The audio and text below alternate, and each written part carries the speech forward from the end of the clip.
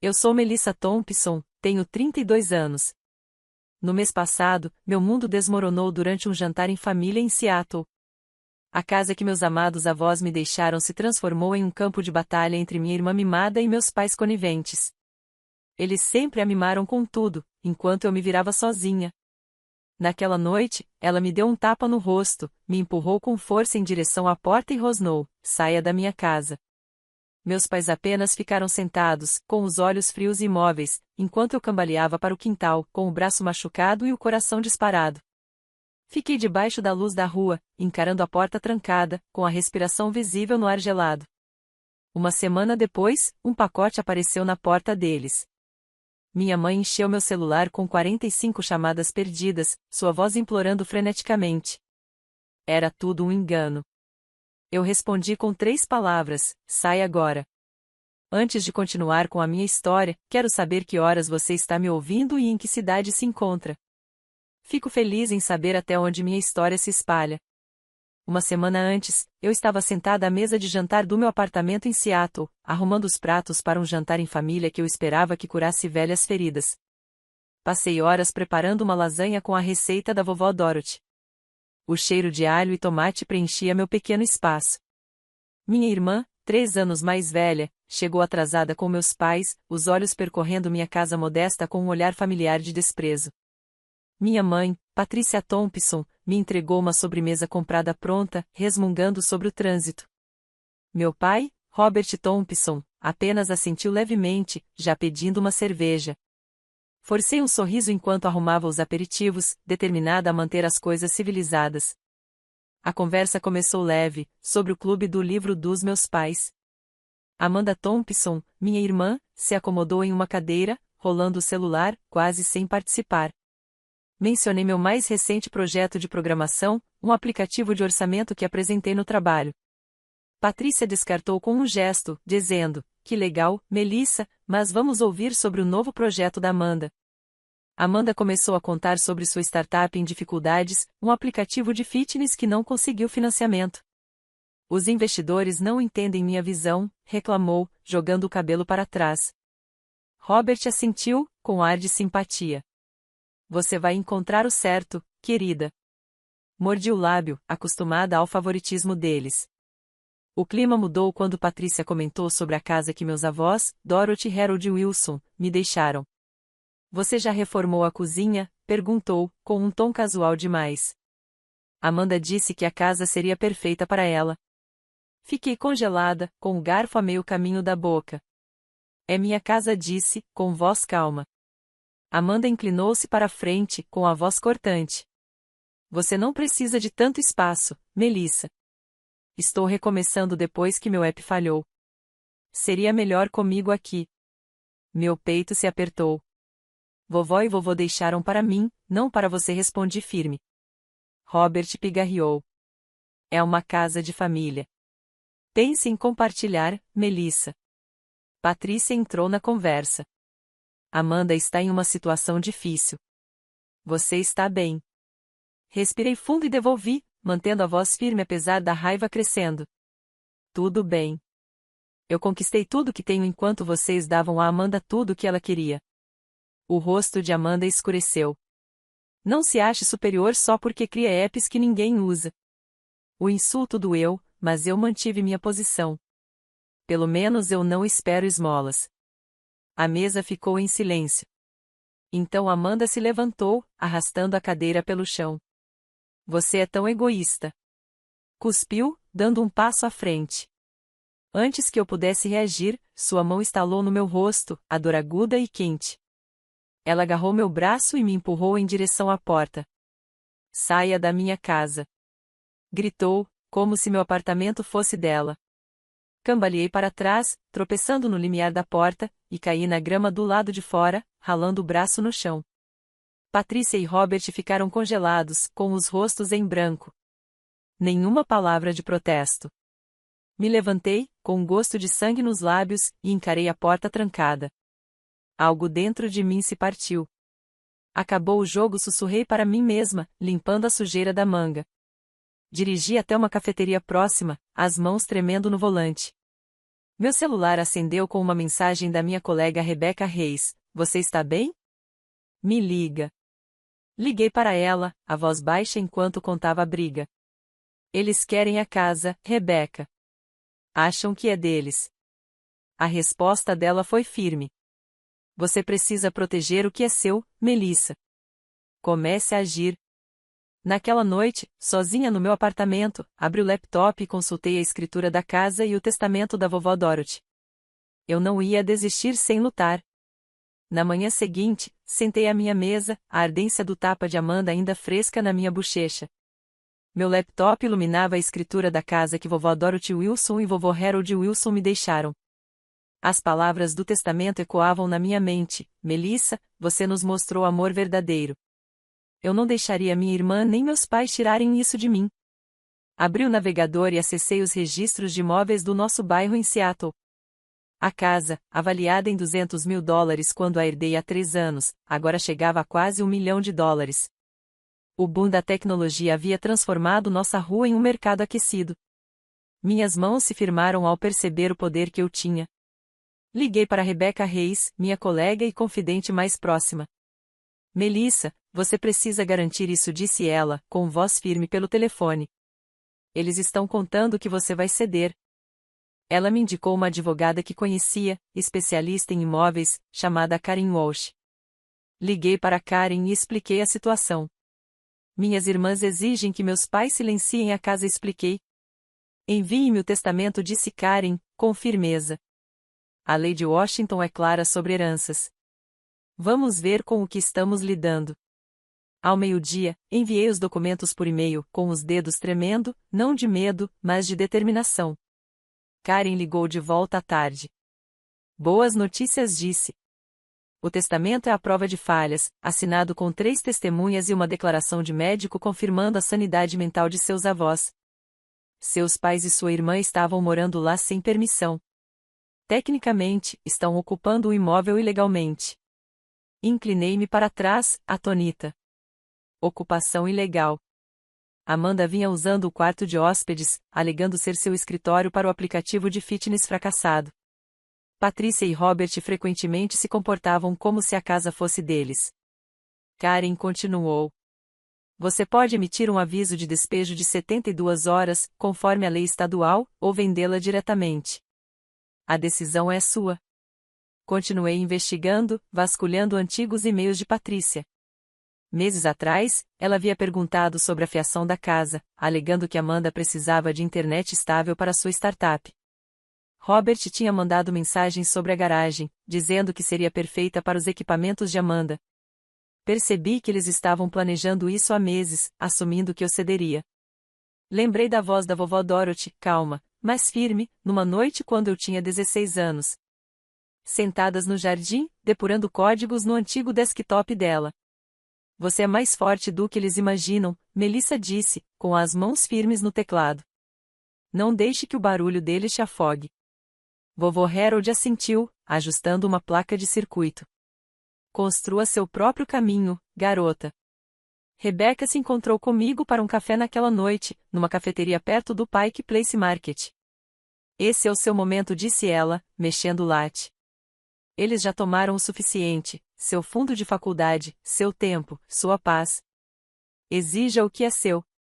Assenti, minha determinação se solidificando. Em casa, espalhei os documentos sobre a mesa, o testamento, a escritura e uma análise de mercado que eu tinha feito pelo meu app de imóveis. Os números eram claros. Vender a casa para uma jovem família, os Carters, por $850 mil, estava garantido em papéis assinados na semana passada. Eu não contará à minha família, sabendo que eles brigariam. Elaborei um plano com Karen.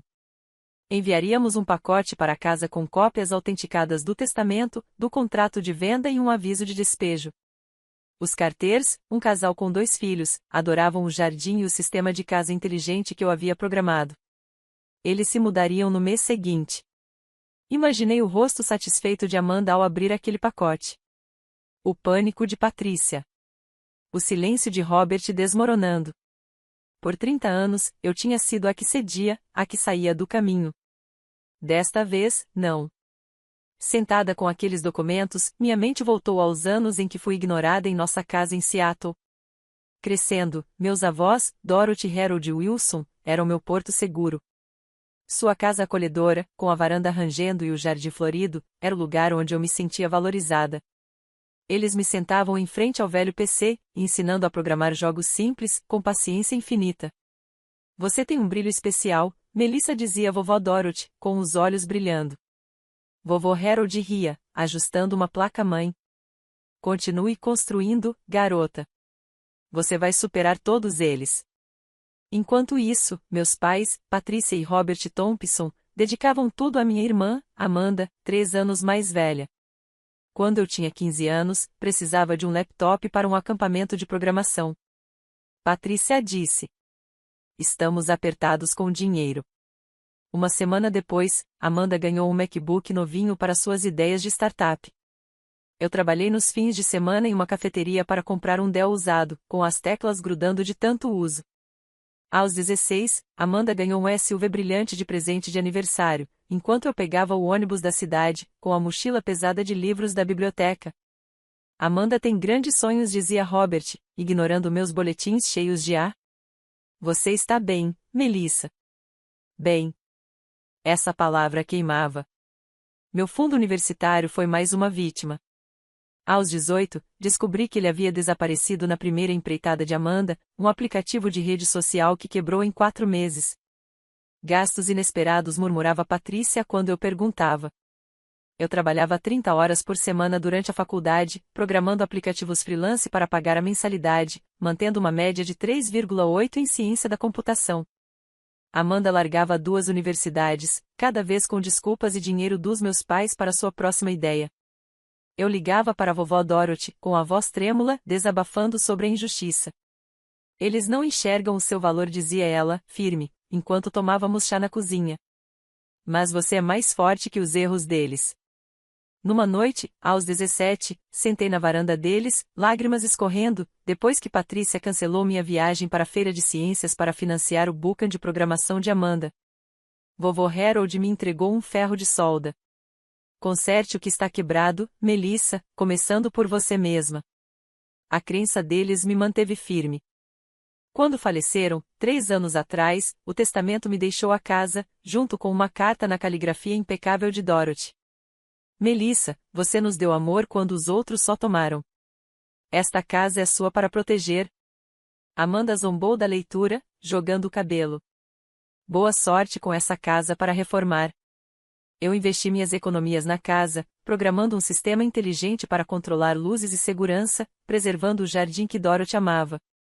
Amanda, enquanto isso, acumulava dívidas com seu aplicativo de fitness, sempre esperando um resgate. Patrícia e Robert nunca questionavam Amanda. Seus elogios eram intermináveis. Amanda é ousada, diziam, ignorando minhas sessões de programação até altas horas para cumprir prazos de trabalho. Eu os ouvia, nas ceias de fim de ano, sussurrando sobre dar a Amanda casa, para estabilidade. Estabilidade, como se eu não tivesse conquistado isso. O estopim foi uma memória de 2 anos atrás. Eu havia encontrado uma antiga foto minha com Dorothy no jardim, o braço dela em volta do meu, ambas sorrindo. Atrás da foto, estava outra nota dela. Melissa, você é quem carrega nosso amor adiante. Não deixe que lhes roubem seu fogo. Essa nota, agora guardada na minha gaveta, alimentava minha raiva enquanto eu sentava com a escritura da casa.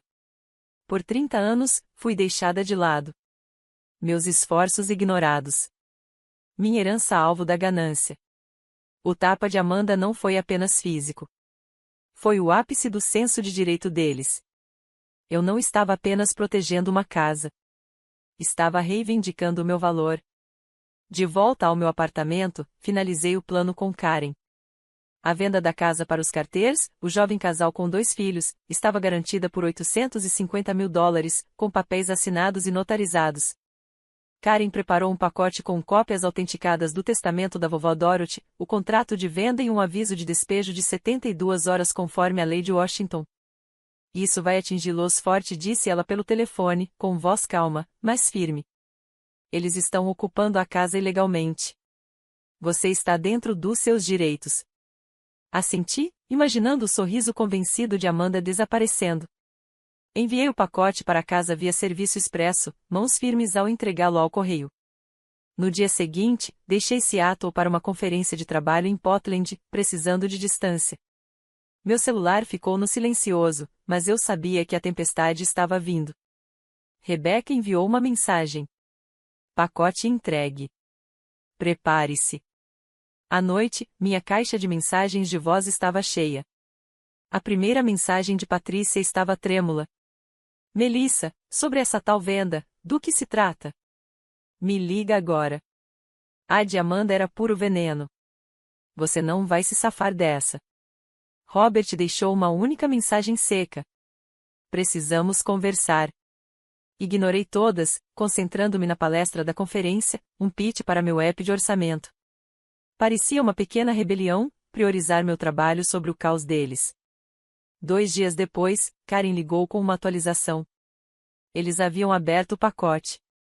Sua mãe não para de ligar para o meu escritório, dizendo que é um engano.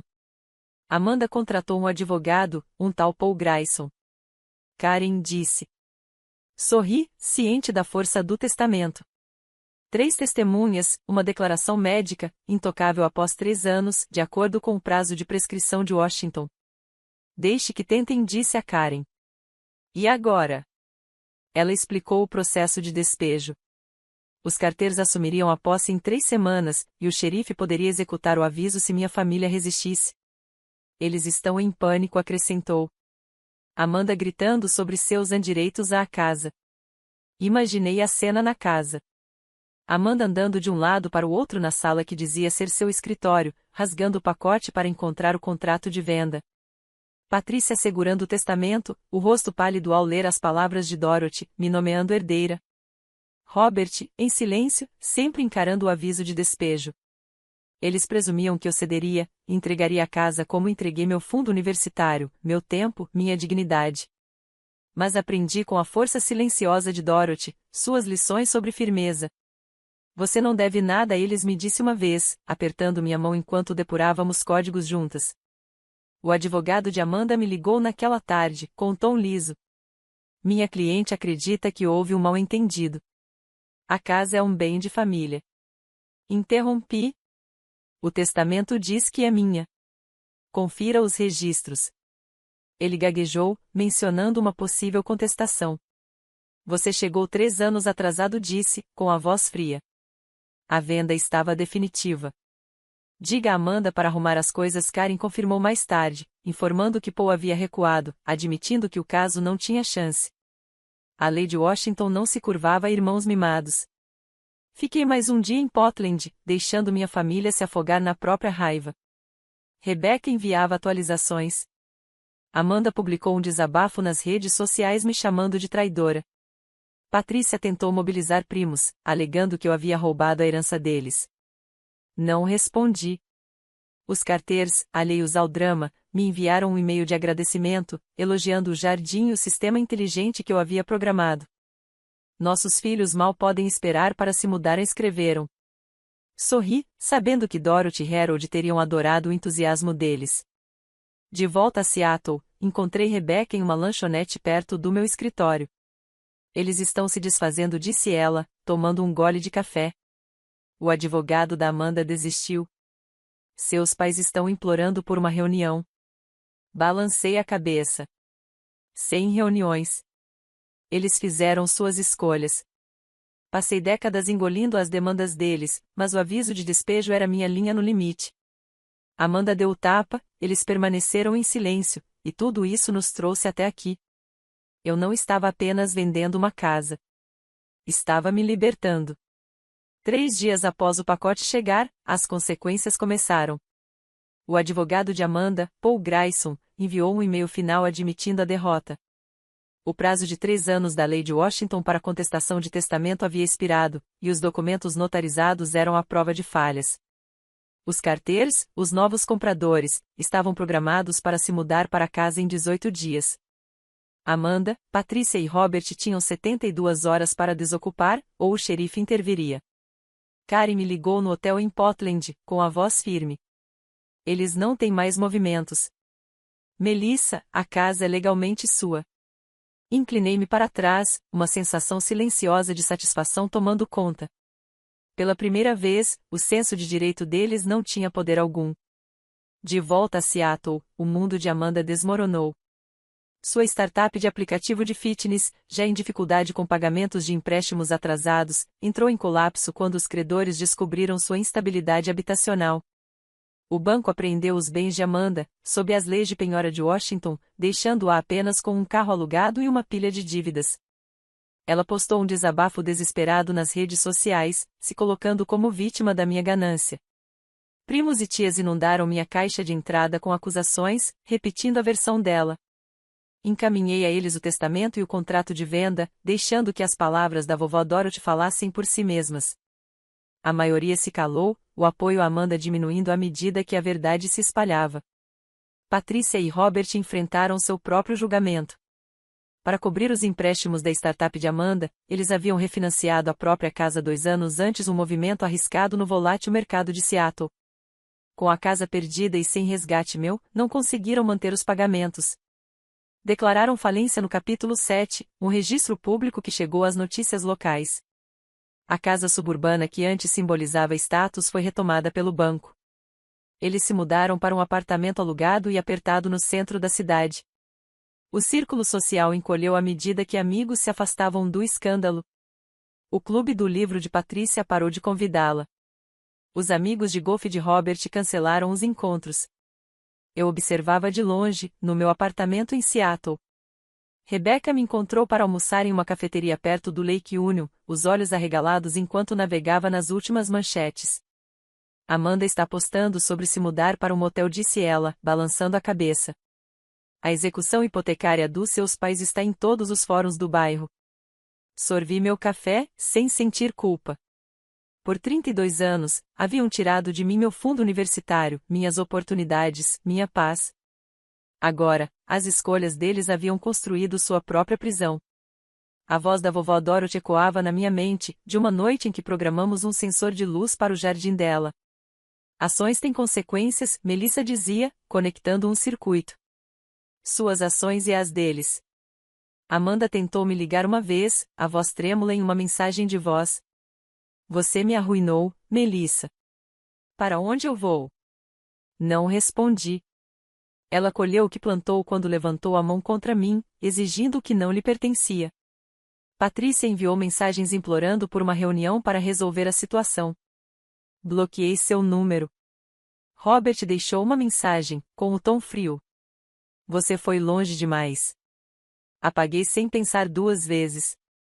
As tentativas deles de me fazer sentir culpa soavam vazias, um último suspiro de controle escapando pelas mãos. O jornal local publicou uma matéria sobre a venda da casa, mencionando o conflito familiar, sem citar meu nome. Vizinhos que me viam cuidar do jardim de Dorothy por anos enviaram e-mails de apoio. Seus avós ficariam orgulhosos, escreveu um. Os carteiros enviaram fotos dos filhos brincando no quintal, as rosas florescendo sob seus cuidados. Sorri, sabendo que a casa estava viva com novas memórias, exatamente como Dorothy e Harold queriam. Rebecca e eu brindamos em uma cafeteria, batendo nossos copos de chá gelado. Você virou o jogo, disse ela, sorrindo.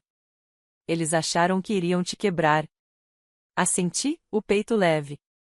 Os dominós haviam caído, não porque eu empurrei, mas porque eles haviam construído um castelo de cartas. Amanda deu o tapa, e o silêncio deles, a ganância deles, tudo isso os trouxe até aqui. Eu não estava carregando a dor deles, mas também não estava sofrendo com ela. Pela primeira vez, senti-me livre. 2 meses depois, estava em meu novo bangalô em Seattle. A luz do sol atravessava as janelas. A pequena casa, em um bairro em ascensão, tinha metade do tamanho da de vovó Dorothy, mas era perfeita para mim.